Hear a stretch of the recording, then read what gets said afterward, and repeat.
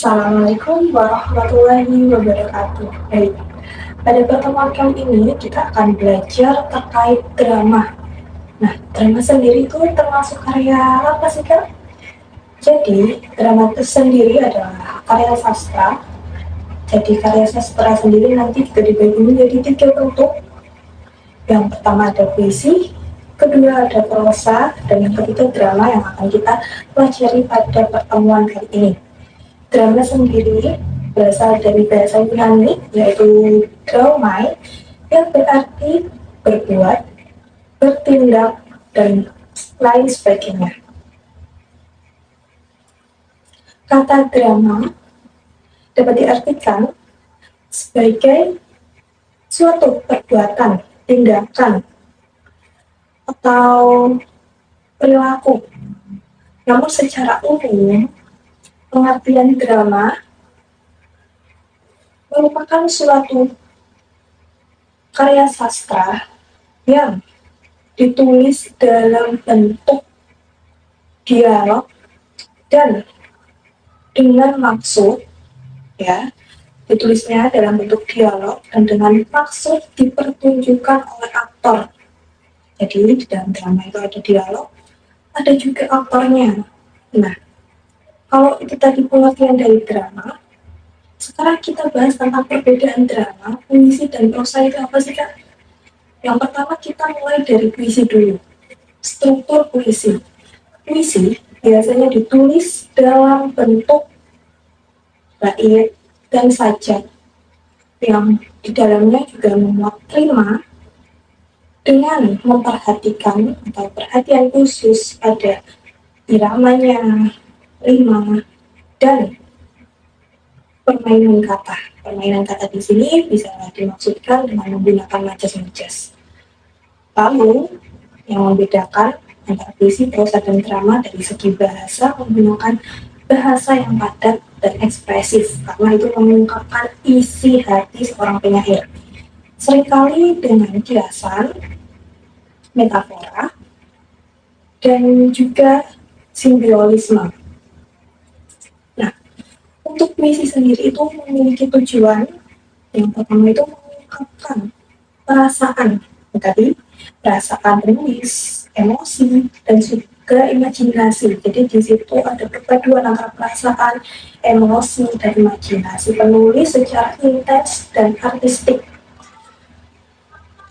Contohnya, puisi Bila Kutitipkan karya Ahmad Mustafa Bisri.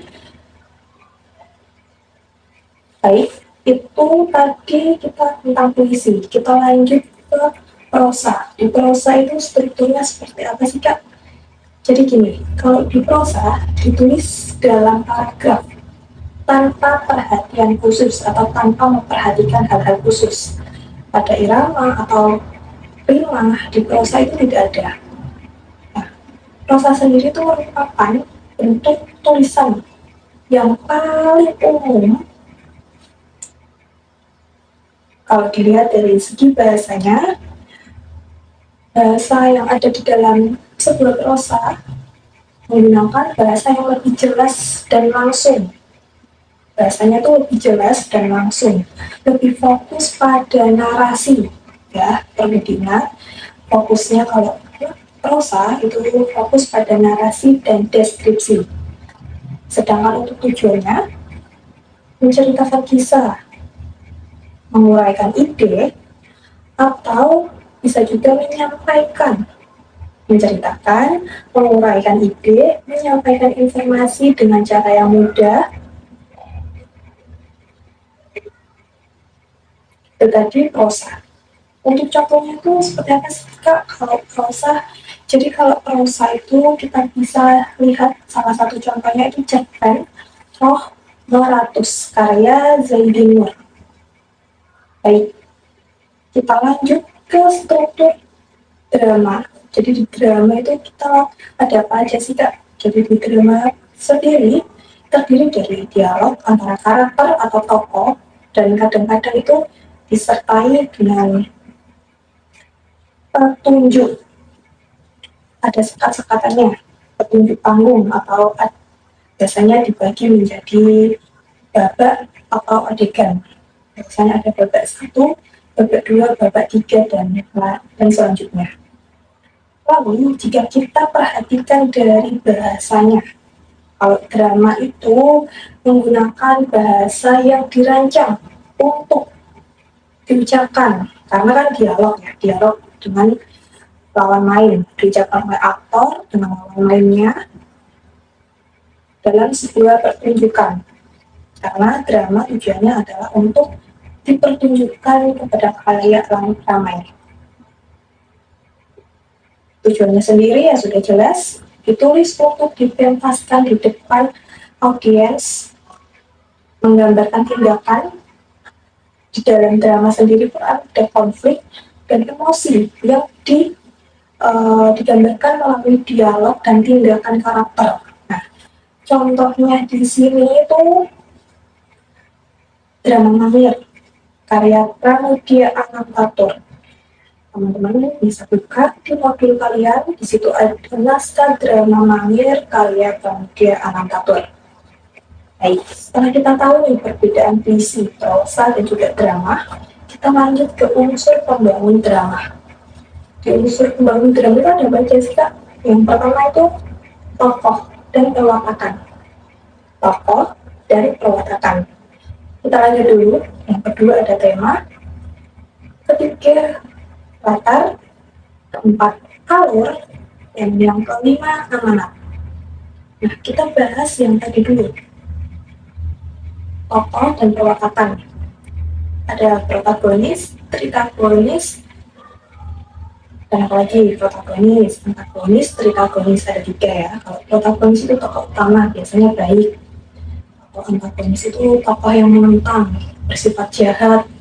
Nah, akan berbeda dengan tritagonis. Tritagonis itu tokoh yang menjadi penengah antara tokoh protagonis dengan antagonis. Baik, tadi kan kita udah bahas tentang unsur nih. Sekarang kita ke bentuk-bentuk drama. Yang pertama itu tragedi. Dan tahu tragedi itu apa? Ya, drama yang menggambarkan peristiwa serius dan biasanya berakhir dengan kesedihan atau bencana. Namanya tragedi.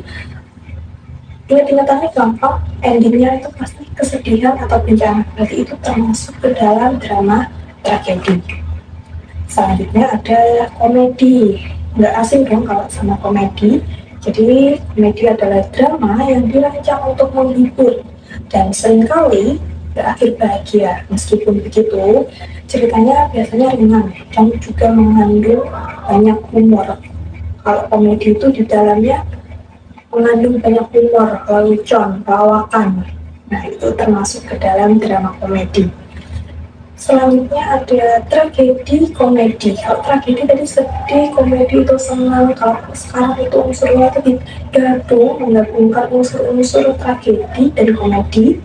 Meskipun keduanya itu berbeda, tapi ada elemen yang serius dan dramatis di dalamnya kalau kita ngomongin drama tragedi komedi. Biasanya ceritanya itu berakhir dengan positif atau menyelesaikan sebuah konflik dengan apa yo? Dengan cara yang memuaskan, meskipun dengan dua elemen yang berbeda, ada tragedinya, ada komedinya, tapi konfliknya terselesaikan dengan cara yang memuaskan. Selanjutnya ada drama musikal, pasti nggak asing, di TV juga pernah ada, di sosial media apalagi. Bentuknya drama yang menggabungkan antara dialog, musik, dan tarian. Harus diingat ada 3 unsur di dalamnya, yaitu dialog, musik, dan tarian untuk menyampaikan ceritanya. Dan selanjutnya bentuknya berupa opera, sebutannya opera. Untuk drama yang dinyanyikan atau sepenuhnya atau sebagian besar dengan musik pengiring orkestra. Beda ya sama yang tadi. Ini tuh musiknya pengiring orkestra atau sebagian besar seperti itu. Opera seringkali memiliki tema yang besar dan emosional kalau opera. Baik, kita lanjut. Yang selanjutnya ada pantomim, pasti ya, pasti dong kalau pantomim mukanya biasanya dilukis-lukis yang tidak menggunakan kata-kata melainkan gerakan tubuh. Kalau pantomim itu sebuah drama yang menggunakan atau tindakannya itu berupa gerakan tubuh, ekspresi wajah, dan isyarat yang menceritakan kisah yang dibawakan oleh aktor. Baik, lalu selanjutnya adalah monolog. Dari katanya ada monolog, berarti satu atau sendiri. Yang mana aktornya itu berbicara panjang lebar, mengungkapkan pikiran atau para perasaan karakter mereka yang sedang mereka bawakan. Monolog itu tapi sendiri ya, kalau monolog itu sendiri. Monolog bisa menjadi bagian dari drama yang lebih besar atau berdiri sendiri. Jadi patokannya juga nggak individual, juga bisa berarti besar atau berdiri sendiri. Gitu. Jadi kalau monolog itu mungkin gampangnya gini. Kita itu memerankan misalnya peran A sama B dengan karakter yang berbeda. Nah, disebut besar itu tadi maksudnya bisa dikatakan kita itu tidak membawakan satu karakter saja dalam satu tubuh atau dalam satu orang itu bisa memerankan banyak karakter. Baik, kita ada pada materi terakhir yang selanjutnya tentang langkah menulis naskah drama. Siapa sih yang tahu naskah drama atau sebuah naskah di dalam sebuah pertunjukan? Cara yang pertama, kita harus mencari serta menentukan tema apa sih yang akan kita gunakan atau kita ambil dalam sebuah pertunjukan. Tema itu penting ya teman-teman. Itu poin pertama. Yang kedua, kita membuat garis besar cerita. Bisa prolog, karena kita kan mengubahnya dari cerpen. Cerpennya itu kurang lebih itu bahas tentang apa, kalian bisa jadikan itu sebagai garis besar dari cerita atau biasa disebut sebagai prolog. Nah, selanjutnya menentukan tokoh dan watak. Tadi ada protagonis, antagonis, triagonis, itu kalian tentukan terlebih dahulu karakter seperti apa yang cocok membawakan karakter ini. Selanjutnya itu pola dan adegannya itu kalian bagi, misalnya ini masuknya ke adegan 1, ini masuknya ke adegan 2 dan lain sebagainya, serta mengembangkan dialog antar tokoh itu tadi biar nyambung, bisa improv, bisa menggunakan bahasa sehari-hari, jadi tidak berpatok pada naskahnya, kita bisa menggunakan bahasa yang mudah untuk kita tulisankan. Yang terakhir, kita bisa membuat naskah drama itu dari cerpen, teman-teman. Caranya gimana, Kak? Caranya yang pertama, kita menentukan karakter dan plot yang dianggap penting. Jadi nggak selalu cerpen yang panjang itu kita jadikan naskah drama. Ini babaknya juga akan sekat-sekatannya akan banyak. Kita ambil aja plot yang penting yang dirasa itu menggambarkan keseluruhan cerita. Lalu selanjutnya bisa potong atau persingkat dialog cerpen. Kalau biasanya di cerpen itu dialognya panjang-panjang, kalian bisa persingkat, kalian bisa ubah dialog itu secara singkat dan gimana caranya itu dialog menggambarkan dengan jelas dan padat gitu. Lalu tambahkan adegan baru atau ubah urutan cerita. Jadi misalnya adegannya cuek diem aja, kalian bisa ubah jadi kayak mondar-mandir. Jadi nggak monoton atau berpatok pada cerpen yang kalian jadikan referensi dalam menulis naskah drama gitu. Dan yang terakhir, jangan lupa kalau sudah membuat atau menyusun sebuah naskah drama yang mana itu dari sebuah cerpen, kalian bisa membaca ulang, kalian revisi ulang, kalian baca berulang-ulang, kalian lihat, kalian pahami. Ini pas ya, ini udah cocok belum ya, ini kayaknya masih kurang deh, ini harusnya ditambah gini, ini harusnya gini. Nah, sampai naskah drama tersebut dirasa sudah baik dan sudah pas dengan cerita aslinya. Jadi meskipun kita mengubahnya atau kita referensinya dari sebuah cerpen, kita nggak boleh mengurangi sedikit pun ending atau cerita aslinya. Kita cuma mengubah, tapi kan intinya itu harus sama. Meskipun diubah, intinya itu harus sama. Meskipun dialognya dipersingkat atau cuma diambil plot-plot yang penting aja, tapi kita nggak boleh mengubah isi atau makna di cerpen itu dengan menyeruit. Jadi kita ambil plot-plot yang penting itu tadi untuk mempersingkat waktu, mempersingkat adegan antar tokoh dan lain sebagainya gitu.